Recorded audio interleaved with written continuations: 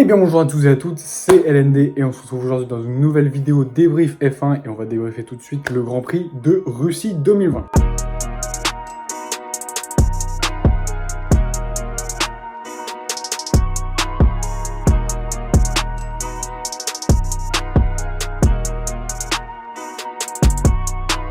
Ok les gars, donc on commence sans plus tarder tout de suite dans le vif du sujet. Donc pour commencer, on va parler de tous les pilotes à la suite comme d'habitude. Donc on commence avec Stroll qui est dernier, abandon. C'est dommage parce que c'était encore des points, il y avait encore des points à viser pour les deux Racing Point. D'ailleurs, Perez qui a plutôt bien réussi sa course, même très bien. Stroll, bon, il avait comme j'ai dit des points à espérer encore. C'est dommage pour lui parce qu'en plus dernière course, il a encore abandonné. Enfin donc là ça fait 2 abandons de suite. Comme Carlos Sainz du coup 19e qui se retrouve à abandonner dès le premier tour, dès le deuxième virage. C'était clairement de sa faute, je sais pas ce qu'il a fait, il a pris le mur tout seul, il est vraiment arrivé beaucoup trop vite dans le... quand il a coupé le virage, enfin quand il a voulu prendre l'échappatoire, il est clairement arrivé beaucoup trop vite dans l'échappatoire. Je sais pas ce qu'il avait en tête là, mais il est arrivé bien trop vite, j'ai l'impression. Ou en tout cas il a très mal visé l'échappatoire, l'espace pour sortir, donc voilà, il a explosé la voiture. C'était bon. Je suis pas pilote, hein, mais bon, voilà, c'est un peu une erreur stupide. Désolé de le dire, mais voilà, c'était pas non plus... personne d'autre ne s'est accroché dans l'échappatoire à part lui. Et bon, Grosjean qui a cassé les trucs, mais bon, ça on en parlera après.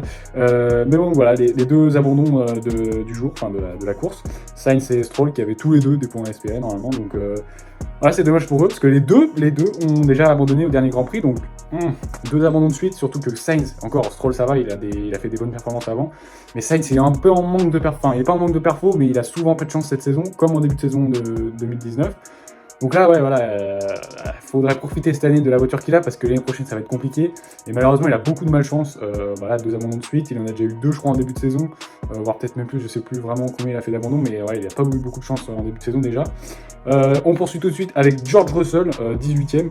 Bon, malheureusement, bon, bien heureusement, il part 13ème avec un peu de chance, néanmoins, en qualif. Donc il a réussi à accrocher une petite 13ème place à l'issue de la qualification. Donc c'était une très bonne qualif encore pour la Williams, mais vraiment toujours le rythme en course est très mauvais. En plus de ça, avec les accrochages au deuxième virage, il a été...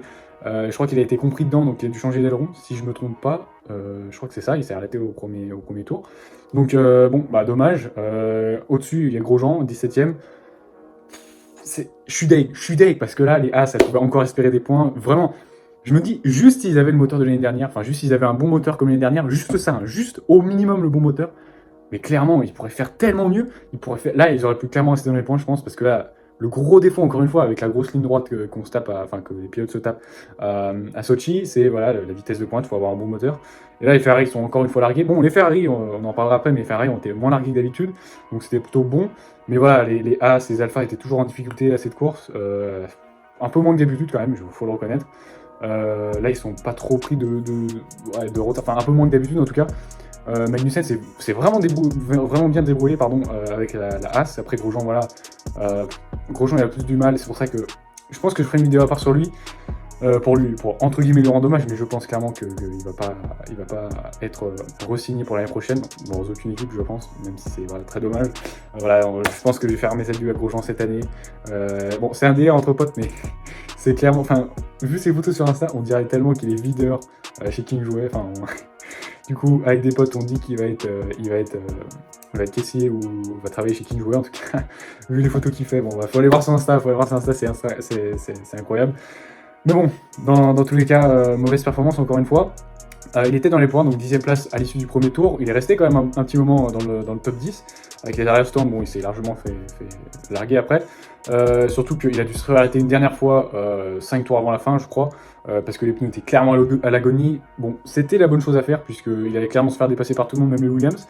Et au final, il a rattrapé les Williams, donc voilà, on voyait clairement que c'était les pneus aussi en agonie. Et après, c'était pas forcément son pilotage.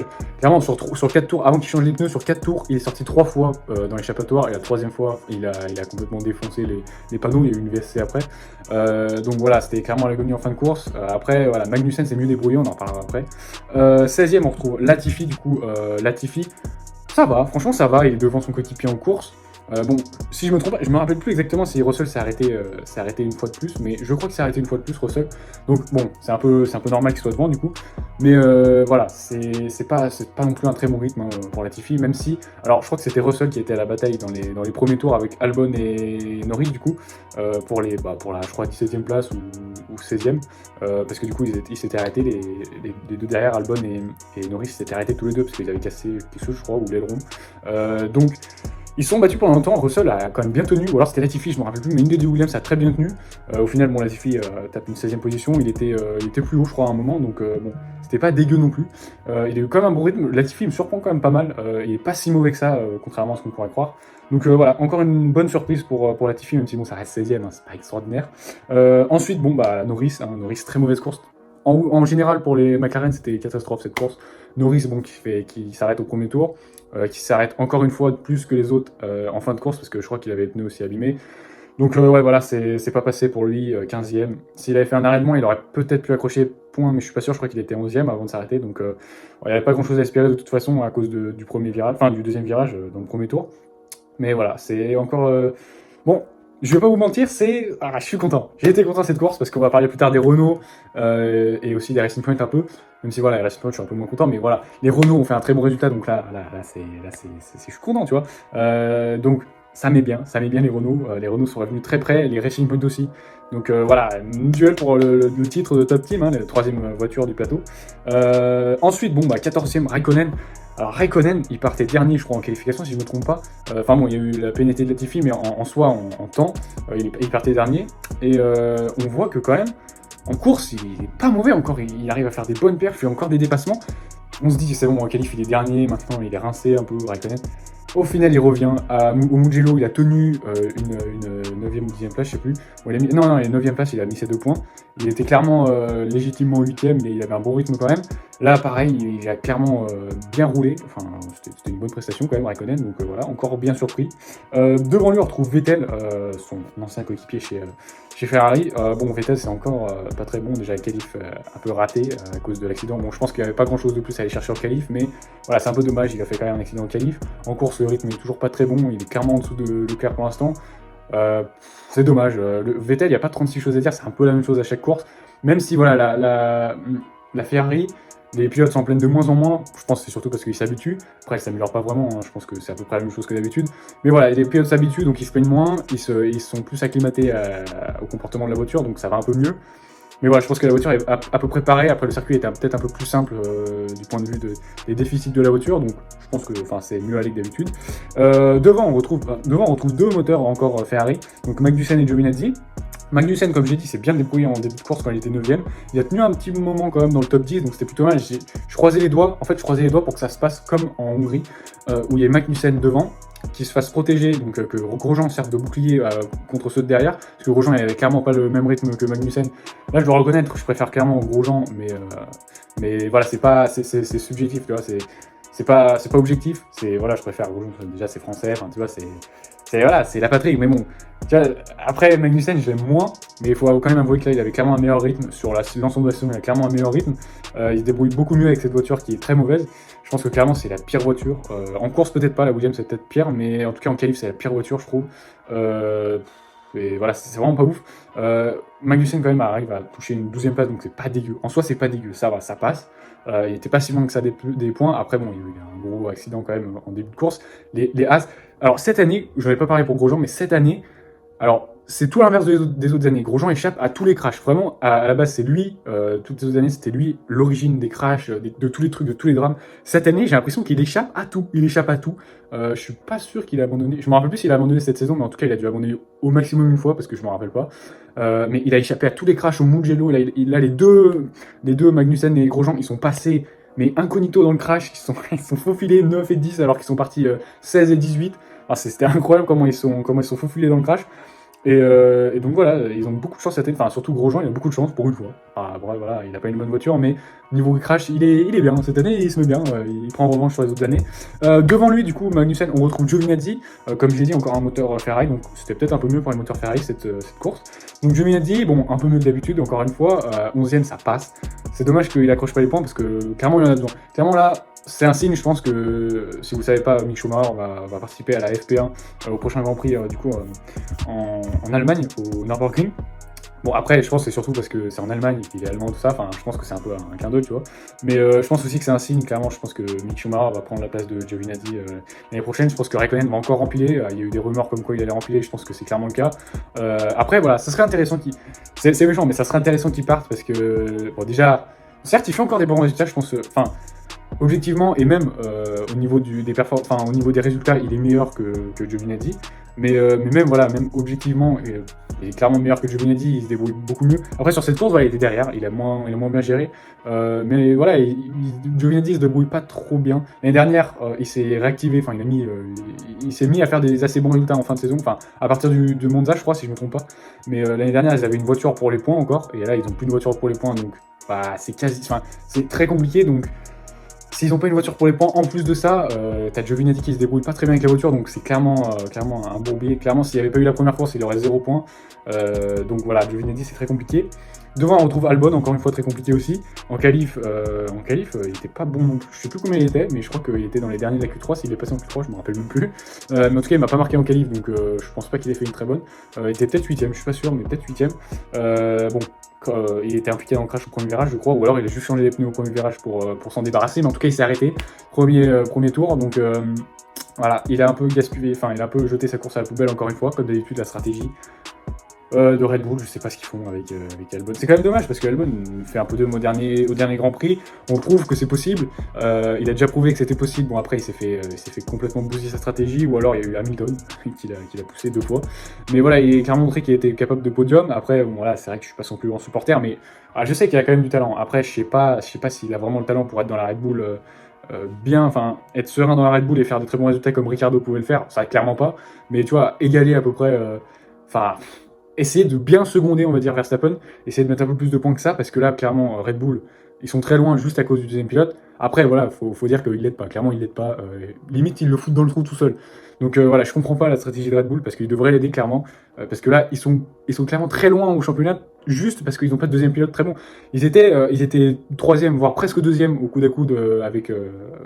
pas très loin en tout cas de Ferrari et Mercedes toutes les années avec Ricciardo, parce qu'il y avait Ricciardo et que les deux c'était des pilotes numéro 1.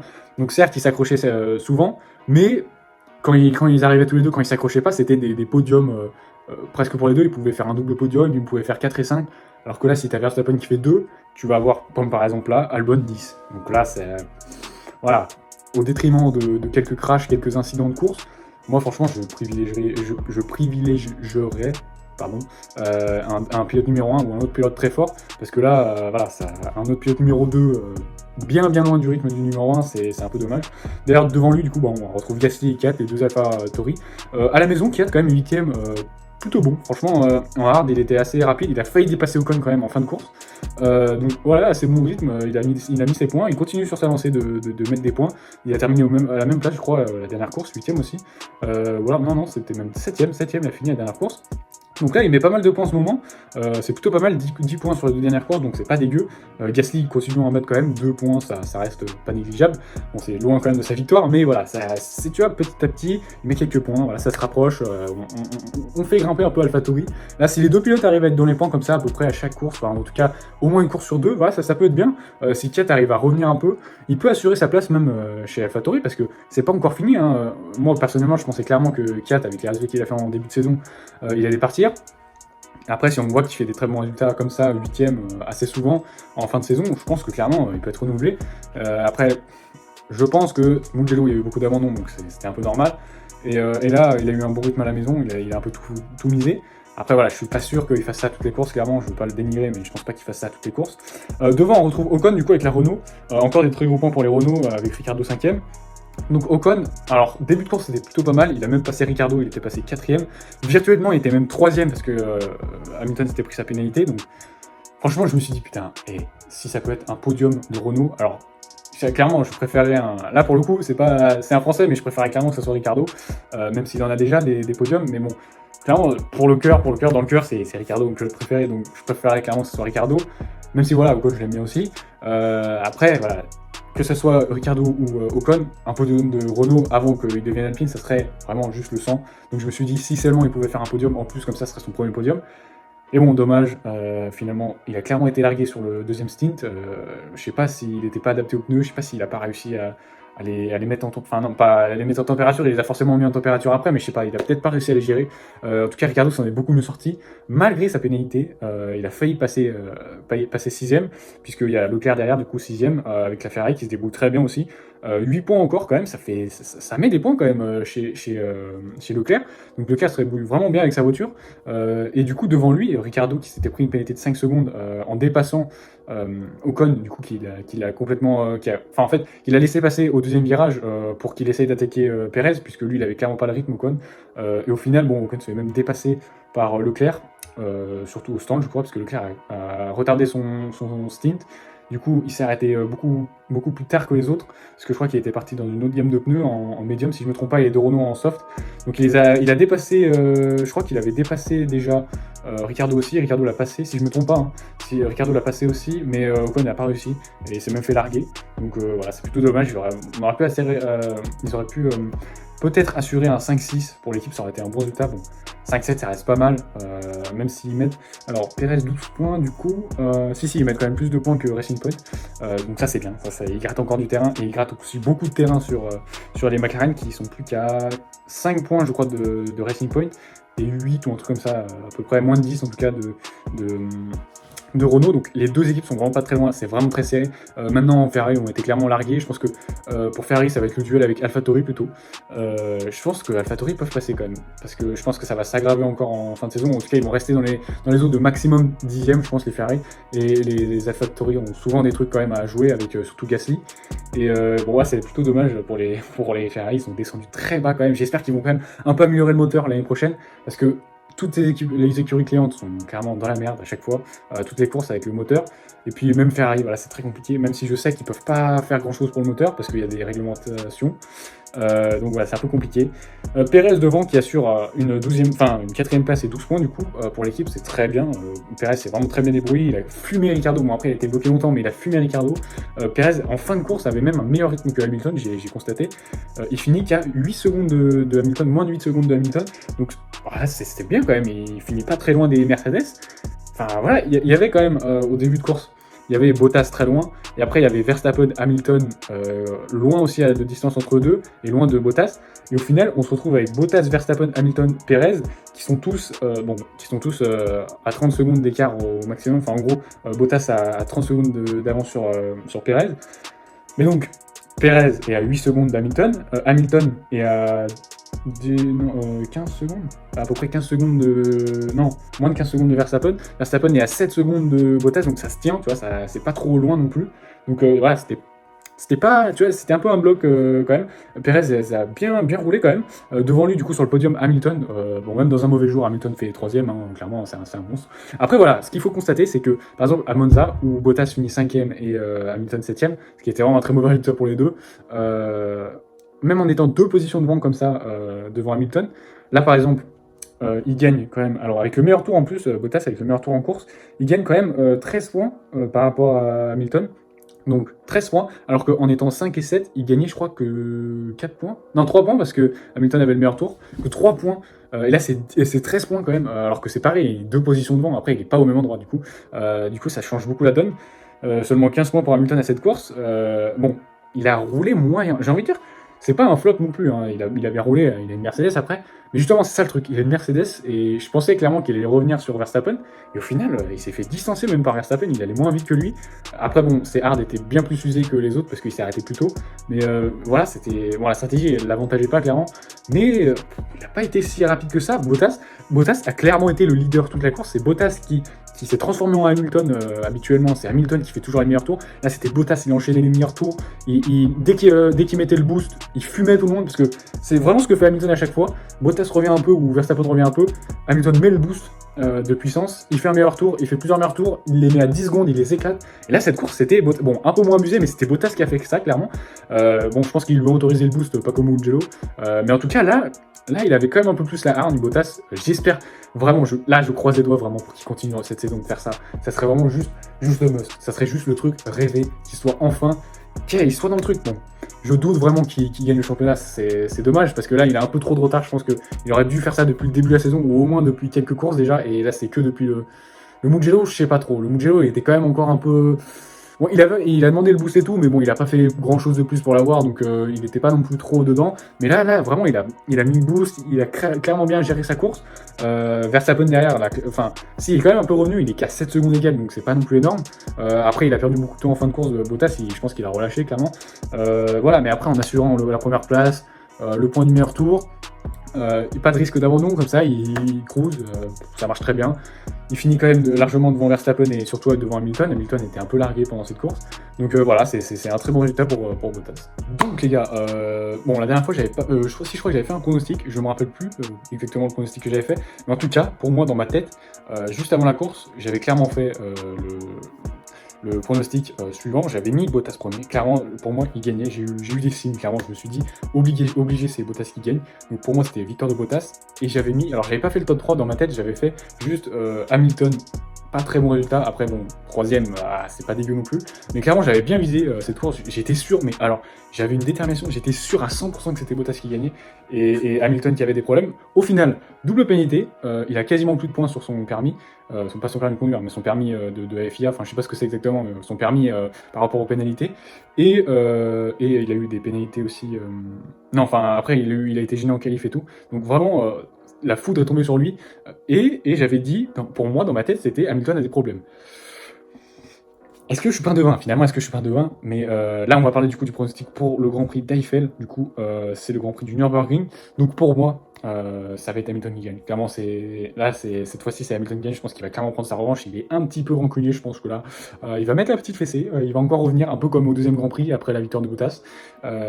Aussi comme en 2019, à Bahreïn, après la victoire de Bottas, encore la fessée, toujours. Dès que Bottas gagne, c'est la fessée derrière. Et après, c'est 10 victoires de suite. Et après, bon, peut-être une victoire de Bottas. Mais dès qu'il regagne, 10 victoires de suite. La fessée à chaque fois. Donc je pense que c'est clairement lui qui va gagner. Après, Bottas, je le vois. Enfin, je pense que si Bottas quand même deuxième et Verstappen troisième, hein, toujours ça bouge pas, hein, mais voilà. Et pour le top 5, après, je mettrais bien une petite McLaren, quatrième, je mettrais Sainz. Je mettrais un Brose peut-être Sainz. Et cinquième, une Racing Point, celle de Stroll. Les deux qui prennent leur revanche. On va dire que le Grand Prix d'Allemagne, c'est la revanche des pilotes un peu déçus de leurs deux dernières courses. Voilà, les deux mecs qui abandonnent. 4 et 5 pour moi, je les mets là. Et Hamilton victoire. Après, voilà. Ça, c'est mon pronostic. Et dites-moi le vôtre si vous voulez dans les commentaires. N'hésitez pas à liker, à partager et à commenter la vidéo. Moi, je vous dis à la prochaine, du coup, pour le prochain débrief. Je suis un peu désolé de l'avoir sorti si tard, celui-là. Après, j'ai pas eu trop le temps.